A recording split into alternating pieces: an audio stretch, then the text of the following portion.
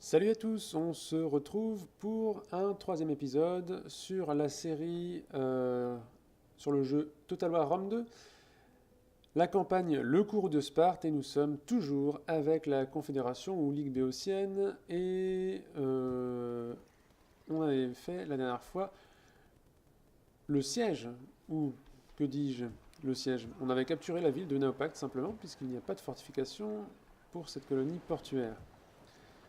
Et Commandant, donc, on va récupérer tranquillement nos forces. Bon, la cavalerie avait bien souffert. On avait pris le contrôle du coup du, du passage ici naval. Les Athéniens n'ont plus que une ville à l'est. Alors, si on va voir la carte stratégique, voilà. Est-ce que voilà, en termes diplomatiques, voilà, les Athéniens n'ont plus que Zacinthe. Et par contre, on est en guerre contre Corcyre, qui est à l'origine de tout ce bazar. Effectivement, je vous avais déjà raconté que les Corcyriens, nous en tant que Béotiens, ce sont vraiment les. C'est la cité, le peuple qui a déclenché tout ce fracas d'alliance. L'engrenage est parti à partir du moment où ils se sont fâchés avec leur colonie. Et donc il va falloir qu'on prenne cette colonie de Corcyre à long terme. Là, ça fait assez loin. Tiens, c'est qui Corinthe. Non, non, ça fait assez loin, donc pas tout de suite. Je ne sais pas encore, même si je vais m'en prendre à Zacinthe tout de suite. À première vue, il n'y a personne pour les défendre. Alors, personne. On va cliquer dessus, on va voir quelle est la garnison de Zacinthe. Et on va en profiter pour lire le petit résumé. Alors, ils sont 8, donc franchement, là la flotte, si elle part, enfin la flotte, cette armée-là, si elle part maintenant, ou le prochain tour, elle pourrait arriver à Zacinthe et s'emparer de la ville sans souci. Bon, je ferais peut-être la bataille en temps réel, mais on n'aurait pas de difficulté. À moins que d'ici là, il constitue une flotte, qu'une flotte arrive pour défendre la ville. Alors, Zacinthe. Selon la mythologie, Zacinthe fut d'abord habité par le fils de Dardanos, roi de Troade, qui donna son fils à l'île, qui donna son nom à l'île. Elle fut vraisemblablement prise ensuite par le légendaire héros Ulysse. Zacinthe peut se targuer d'abriter la plus vieille forme de démocratie en Grèce, puisque gouvernée par son peuple depuis plus de 6 siècles. Alliée à Athènes depuis 450 avant Jésus-Christ, elle la fournissait en goudron pour renforcer les coques de ses navires. Très très bien, donc plus vieille démocratie. Intéressant ça. Je ne savais pas. Peut-être que je l'avais lu lors de mes premières campagnes, mais j'ai complètement oublié. Zacinthe. Et ok. Donc, et mentionner Ulysse parce qu'il me semble que sur toutes les îles là, Ithaque, dont Ulysse était roi, se situe ici. C'est cette petite île là. Ok. Euh, D'accord. Oui, le goudron pour renforcer les coques, effectivement, je pense que c'est pour une question de perméabilité. Pour éviter toute fuite. Alors, et de ce côté-là, on est en train de recruter pas mal de troupes. Plutôt encourageant que ici.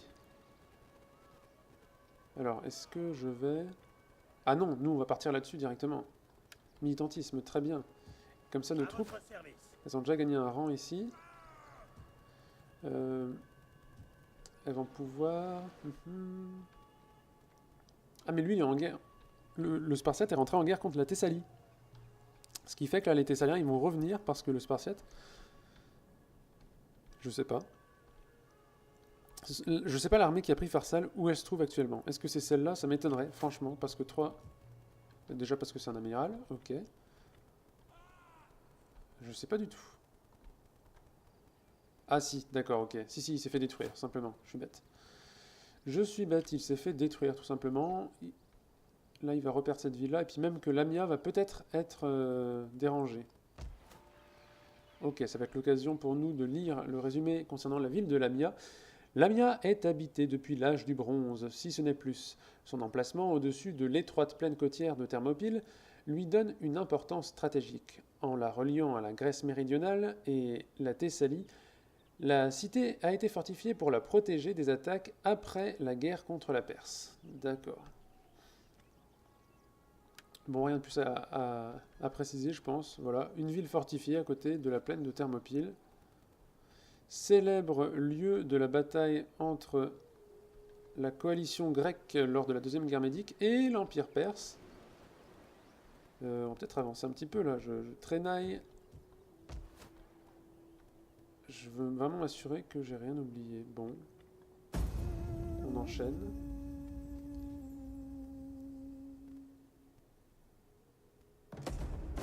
Ok, art classique. Ah, festival de Dionysos. Dieu du vin et de la fertilité, de la folie et de l'extase. Dionysos, nous te rendons grâce. Le festival antique des Dionysies remonte à plusieurs siècles et cette année s'annonce aussi splendide que les précédentes. Les célébrations sont annoncées en grande pompe avec une immense procession de pain, d'eau et de vin à travers les rues. De la danse, des festivités, du théâtre et du plaisir montreront notre adoration pour Dionysos. Et ça nous confère un bonus, 15% de richesse, d'accord, pour toutes les régions, ok. Mais bon, on était à 2500 il me semble, on n'a vraiment presque rien gagné. Ah? Ah oui, d'accord, bon, ouais. Ok. Ok, instabilité provinciale, d'accord. Bon, Corinthe, d'accord. Ok, bah en fait... Ah mais j'hésite quand même à décoller là. D'un côté, ce serait pas mal, mais en même temps, ça n'urge pas, il n'y a pas de réel souci par rapport à ça. J'aimerais bien attendre un ou deux tours encore. Le temps de récupérer et le temps que l'ordre public soit meilleur. Est-ce que justement on n'irait pas là-dessus? 4. Non, on va faire ça. On va faire ça. Qui êtes-vous? Ah, d'accord, dirigé par Périclès. Archonte éponyme. Ah, je sais plus. Je sais plus ce que ça signifie. L'archonte éponyme. Et pourtant, dirigé par Périclès. Étrange qu'il n'ait pas mis Périclès ici. Il y a une signification par rapport au... Alors, archonte éponyme, je pense que c'était peut-être le nom des... C'est le plus haut... Un des plus hauts grades des magistrats de la cité d'Athènes, et qui donnait leur nom à l'année de leur magistrature, tout simplement. Et il me semble que chez les Romains, ça a été à peu près le même système, c'est-à-dire qu'on retenait d'année en année, on archivait les postes des différentes magistratures, et on retenait l'année où tel consul avait été consul, justement, tout simplement. Et non pas en chiffres purement numériques.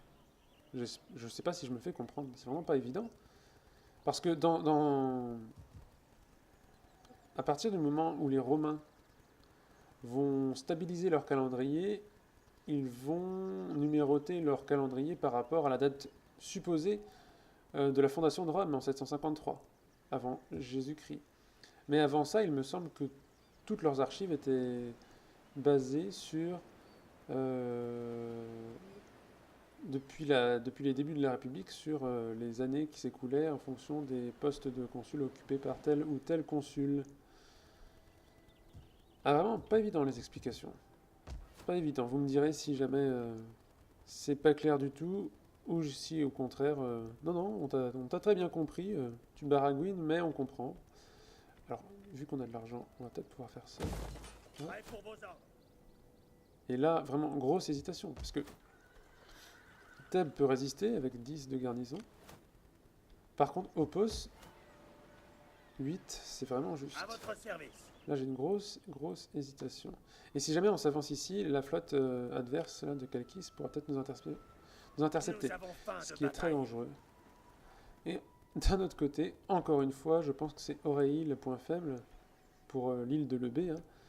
Il faut passer soit par Aurélie, soit par Charistos ici. Seulement, nous, on est beaucoup plus proche d'Aurélie, donc... Si je prends cette décision...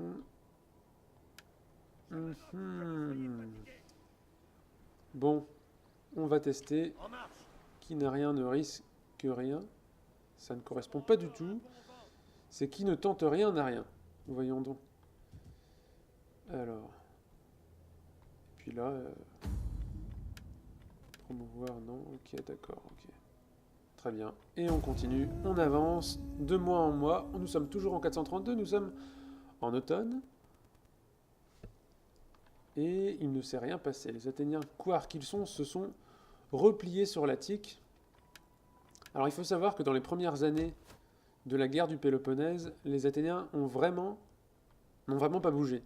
C'est-à-dire que chaque année, à chaque printemps, une armée spartiate coalisée, il me semble qu'il y avait peut-être d'autres cités alliées aux Spartiates qui envoyaient quelques troupes, pénétrait en Attique et pillait l'ensemble des cultures au printemps. Alors je ne pense pas qu'ils en tiraient un gros bénéfice parce qu'au printemps on n'a pas beaucoup de récoltes, mais simplement ils détruisaient les cultures qui venaient d'être semées.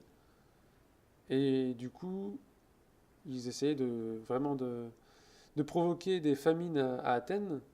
Alors Athènes avait de quoi se ravitailler puisque Athènes avait de nombreuses colonies qui lui envoyaient des tribus euh, sous forme de ressources, de ressources alimentaires.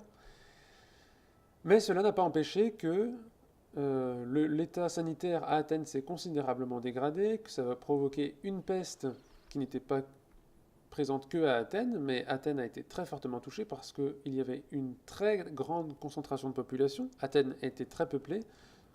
En plus de ça, la plupart des habitants de l'Attique, justement, puisque chaque année il y avait une invasion spartiate, la plupart des habitants de l'Attique sont demeurés à Athènes. Les Spartiates et leurs alliés ne se contentaient pas que de brûler les cultures, ils brûlaient aussi les habitations. Du coup, la population athénienne s'en est retrouvée considérablement augmentée. Et cela a provoqué des épidémies de peste. Alors, peste, c'est un terme générique. Après, je ne sais pas quelle est la maladie exacte qui s'est déclenchée comme épidémie à Athènes à ce moment-là. Toujours est-il que ça a fait de nombreuses victimes, dont Périclès. Le fameux Périclès est tombé, non pas au champ d'honneur, mais à cause d'une maladie. Alors, voilà. Bon, on va la faire, puisque ça sera probablement la bataille de l'épisode. J'enregistre, même s'il n'y a pas beaucoup de chances que je la perde. Par principe, on va s'emparer de la cité d'Oréie, avec notre fière flotte.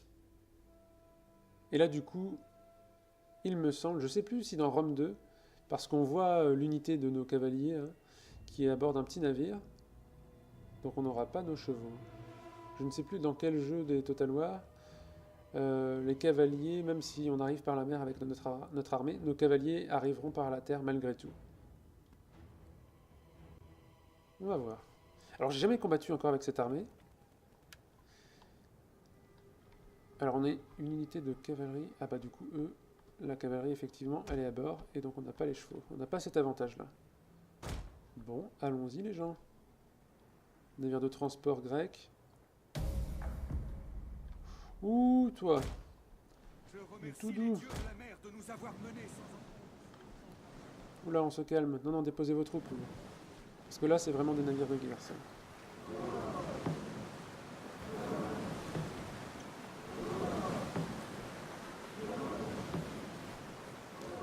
Ce sont vraiment des navires de guerre. Va falloir qu'on fasse attention parce que j'ai 20 minutes seulement. Et si on met déjà 10 minutes à débarquer, ça va être délicat. Donc il ne faut pas qu'on s'éloigne de trop.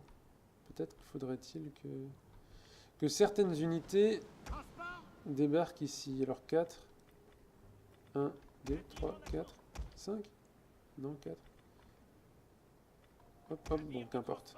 Les 4, vous allez venir ici. C'est eux qui vont faire le boulot. En gros, c'est ça que ça veut dire. C'est qui? D'accord, ok. Ok, très bien, bon.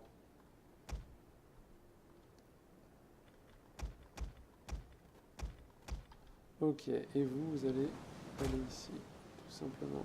On va accélérer, on va pas perdre de temps. Et on va observer du haut de cette carte.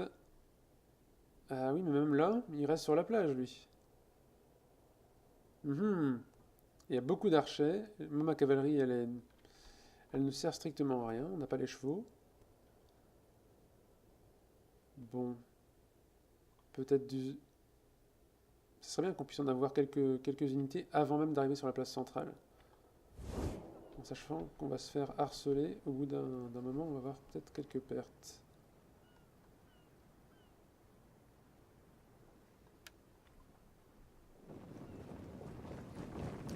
Ah, j'aime bien les débarquements. Ils sautent de haut avec un matériel très imposant, retombent sur leurs pieds sans souci.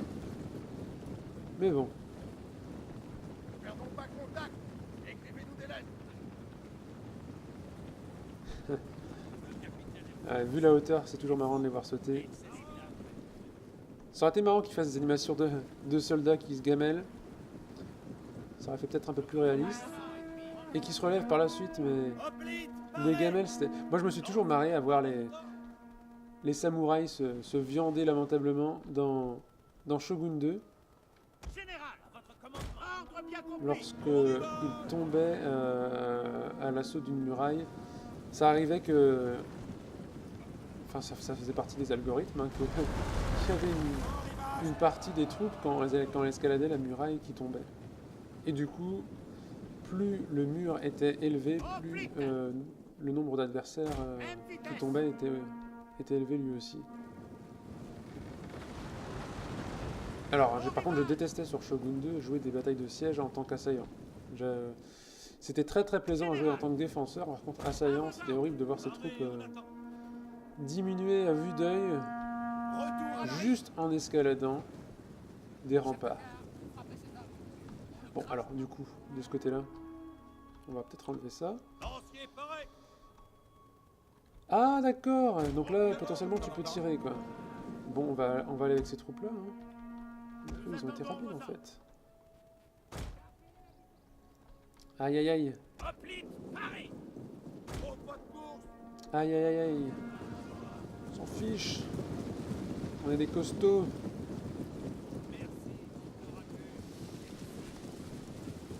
Ah, les flèches qui... Ah non, c'est pas les flèches qui ont détruit les barrières. Ce sont nos hommes. Avec leurs petites jambières.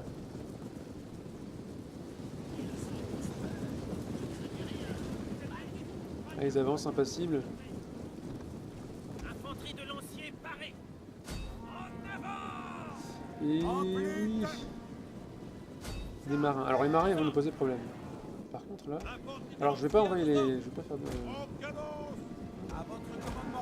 Hop, voilà. Ici. Alors lui ça aurait été bien qu'il puisse contourner. Peut-être qu'on va reculer en fait. Là on va juste se maintenir en affrontant les marins. Nous ici on va se dépêcher de faire le tour. Ah on présente le dos, c'est pas bon. Attends. Voilà. Ok, très bien. Hop. Et oui, ils sont lents. Et les hoplites sont très lents. Non. Je n'ai pas vu de partir. Ah, on perd du monde. C'est bon, pas trop pressé? Vous allez voir qu'on va perdre ce bataillon. Hoplite. Bon, et c'est pas eux qui vont nous faire reculer quand même. Tout ça parce que ma cavalerie n'est pas là. Allez, tenez bon les gens. Allez. Aïe aïe aïe. Bon, si les tirailleurs sont un peu affolés, ça va être bien. C'est ça, concentrez-vous là-dessus. Allez. Tout ça pour faire le tour. Ouah, c'est pas vrai. Oh la vache. C'est dingue ça. En fait, c'est lui qu'on va perdre. C'est ce bataillon qui va mourir, lamentablement.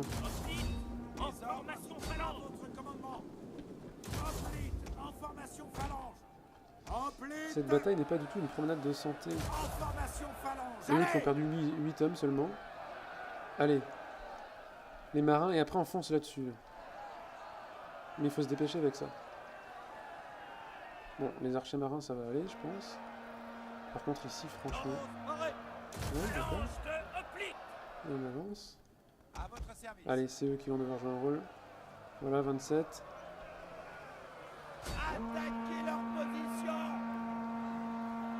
Voilà, bon, là on va courir, c'est pas grave. On se dépêche sur les javelins, c'est eux les plus violents. Allez.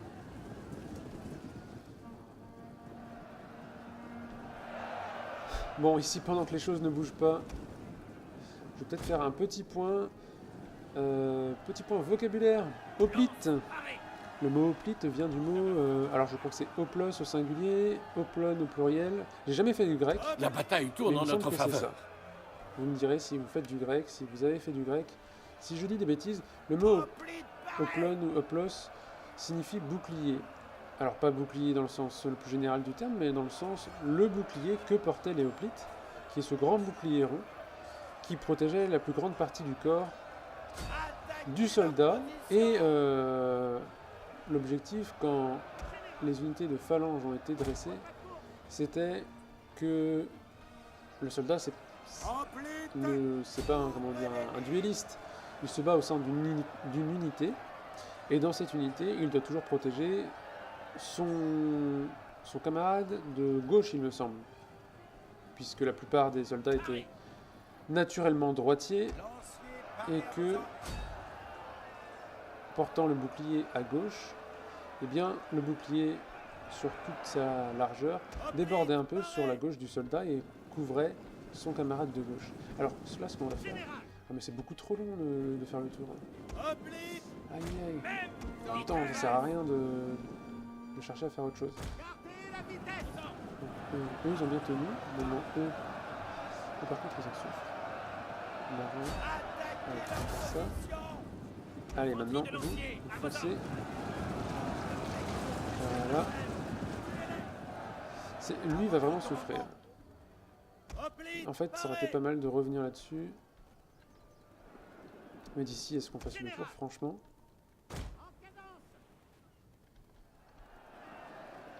Alors, qu'est-ce qui se passe ici? Mais nous, on va fuir. Attendez.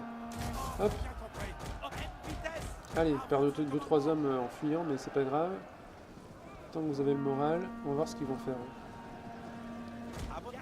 Ils nous poursuivent, ils nous bloquent. Bon, bah c'est pas bon en fait.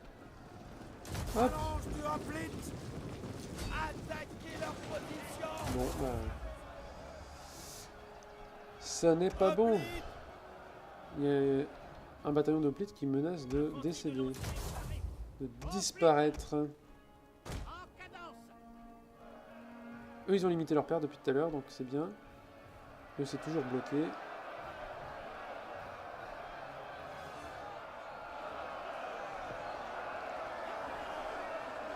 Ça stagne. Les javeliniers se sont lancés dans la bataille. Peut-être qu'ils ont pris le javelot. Oui, s'ils ont sorti les épées, probablement. Aïe, aïe, aïe. Ça me dégoûterait quand même de perdre un bataillon. Il faudrait qu'on le garde, même avec presque plus rien. Ah, très bien. Toi, tu vas nous sauver la vie. Eux, ils se dépêchent. Les hommes sont Et hésitants. oui, je me doute bien qu'ils sont hésitants.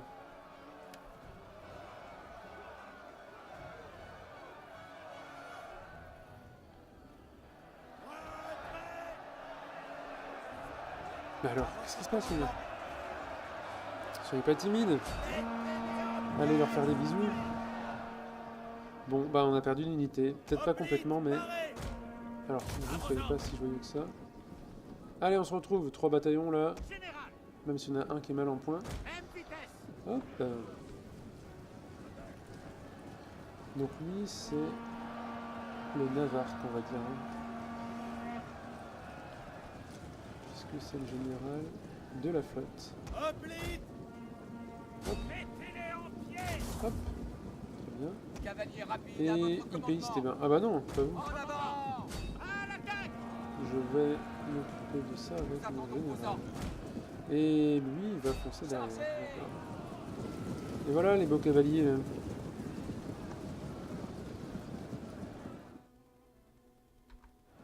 Ah, je me suis trompé de touche. Notre général se fait attaquer.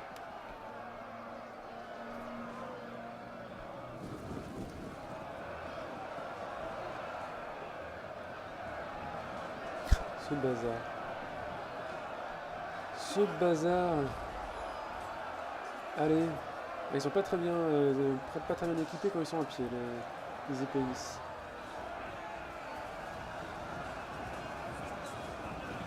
Et voilà, on a fait fuir.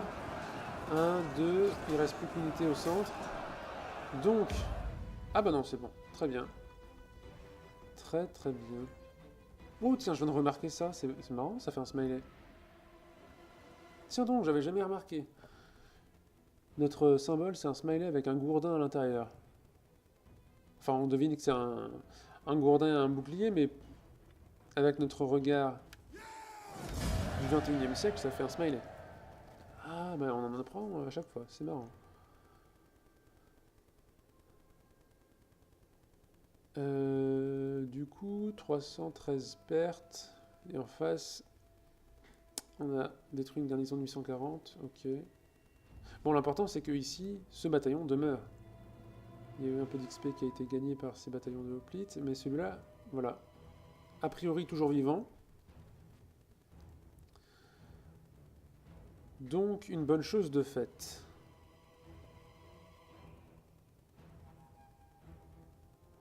Bon, la bataille a été pas si longue que ça. On va pouvoir continuer un peu sur la carte de campagne avant que je n'ai à clore cet épisode. Voilà, Aurélie est tombée entre les mains de la Confédération béotienne. Et les Gaemon gagnent un niveau. Alors, Imperium, on a augmenté... Ah, tiens donc. Tiens donc. Il était là, le Périclès. Ok, bah ça me va en fait, moi, si franchement s'il m'attaque... Alors le prochain tour ça serait délicat parce que cette unité-là serait en vrai péril. Mais... Alors, faut que je réfléchisse un petit peu là. Défense. Attaque. Allez, un combattant.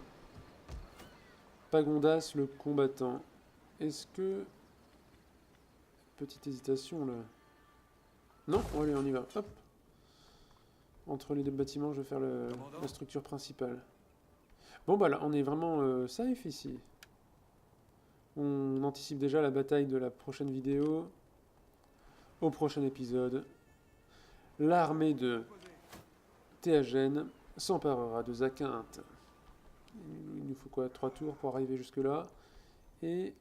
Aïe. Ah non, c'est bon, un amiral, très bien. Très très bien. C'est un amiral. Ah bah toi, il va falloir que tu... Mon gars, il va falloir que tu mettes pied à terre. Sinon, ça va pas le faire. Nous avons faim de bataille. Bon, bah ce tour-ci, on n'a rien à faire ici. On n'a pas de bâtiment qui puisse être construit. D'accord, très bien. Ok, et on avance. Et l'hiver vient. Liées par traité, nos terres Alors là- seraient-elles une trirème et vogueraient, inséparables, fortes, puissantes? Qu'en dites-vous? Mhm. Bah tiens, Il faut faire un Vraiment. sacrifice sur l'autel de notre bonne volonté. est-ce Je que j'ai parle intérêt- d'or, bien entendu. J'ai pas vraiment d'intérêt en fait. Non, non, on va rester dans la simple relation commerciale avec la Ligue étolienne. Hop, l'hiver. Ah bah non, on parlait de ça. Perséphone a été enlevée et la rage de sa déesse, de sa mère Déméter, la donneuse de vie, apparaît aux yeux de tous. Les champs autrefois verdoyants ne sont plus qu'une aride désolation. Votre peuple est ainsi en proie à la faim et vos coffres restent vides. Alors que le souffle glacé de Borée fauche les plaines, vos soldats appréhendent la bataille et aussi fragiles que leurs armes gelées se briseront sous le moindre coup. Les sages grecs délaissent la guerre en ces temps difficiles, passant plutôt leur nuit auprès du feu, conjurant la ruine de ceux qui se sont dressés contre eux. Alors le malus concernant l'hiver, il est... Ouais, il est quand même net, hein. Il est quand même assez net, et nous en plus, on a eu la bonne idée de se lancer dans notre expédition maritime à ce moment-là. Donc on va voir... Oui. Hop. L'embarcadère, ici. Aïe, j'avais pas vu ça. Ah bah oui. Ça va nous forcer à... Si on annule les impôts. Ouais, c'est pas top, hein. Franchement, ça laisse 2 tours. C'est dû à quoi, ça? Juste l'instabilité, mais c'est dingue. Ah, j'aurais peut-être dû reculer et revenir. Parce que là, dans 2 tours aussi... Ah là là, c'est pas évident. Donc l'armée de Périclès a reculé. Mais où est-elle donc? Non, c'est pas lui. Bah là, du coup, on va pas faire la même erreur. On va rester stationné un peu plus longtemps. On va... Ok, ici, du coup... Là, ce qui serait bien, ce serait de faire... Alors, République... Ah oui, mais du coup, il faut que je fasse ça. Diplomatie, richesse provenant du divertissement, d'accord. Et ça. On va peut-être faire ça. Diplomatie ici et ici. 3 de recherche. Ouais, on va rester comme ça. On est tranquille pour 7 tours avec les recherches. Ah, mais le prochain tour, là, ça sera la grosse hésitation. Parce que franchement... Ah bah non, pas comme ça. Par la voie maritime. Ouais. Non, mais même là, ça passerait pas. On va voir. On va regarder ça au prochain tour. Est-ce qu'il y a... Sinon, on va devoir faire une armée. Ah bah, ça règle le problème. Ça règle le problème. Ah mais les marins, là, ils sont forts. Bon, hop, ce qu'on va faire, c'est qu'on va enregistrer là. Et cette bataille, ça sera notre bataille d'ouverture pour la prochaine vidéo. Avec très peu de chances de gagner, même si on est un peu plus nombreux qu'eux. On est à peu près 600. Ils sont 440, mais vous avez vu, sur les dernières... à chaque fois qu'on a fait une bataille depuis le début de la série, les soldats marins d'Athènes sont quand même très costauds. Ils ont un moral assez incroyable. Pour les archers marins et les javelots, franchement, ça devrait aller. Parce que nous-mêmes, on en a, même s'ils sont mal en point, mais bon. Ouais, non, c'est franchement compromis. Donc, bon, on va prendre Zakynth, puis on reviendra par la suite. Ok. Donc, encore une fois, si vous avez des commentaires particuliers à faire, est-ce que vous m'entendez déjà mieux à travers le micro? Ça serait un progrès. Sinon, je sais pas trop comment je vais faire, parce que j'ai déjà fait... les derniers réglages sont possibles. Je me suis rapproché de mon micro. Donc, si vous m'entendez à partir de là, moi je suis satisfait. Si vous m'entendez, on peut continuer les vidéos sans souci. Même si, bon, pour l'instant, il n'y a pas trop de succès. Et moi, je me ramène avec une série de vidéos sur la Ligue béotienne, 5 ans après la sortie du jeu.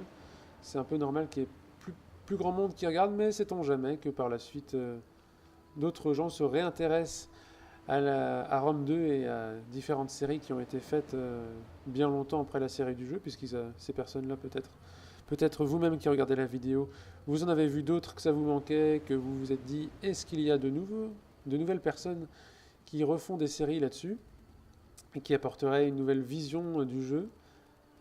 Pourquoi pas? Et puis d'autant plus, moi j'ai pensé à lancer cette vidéo, à commencer par là. Pourquoi? Parce que vient d'être annoncé à l'E3, même si on le savait déjà, Assassin's Creed Odyssey.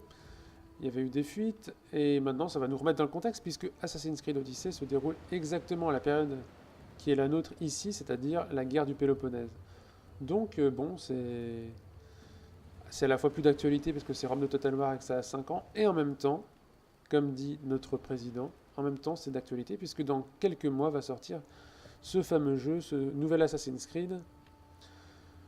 Donc voilà pour cette vidéo. On se retrouve la prochaine fois les gens. Allez, salut tout le monde.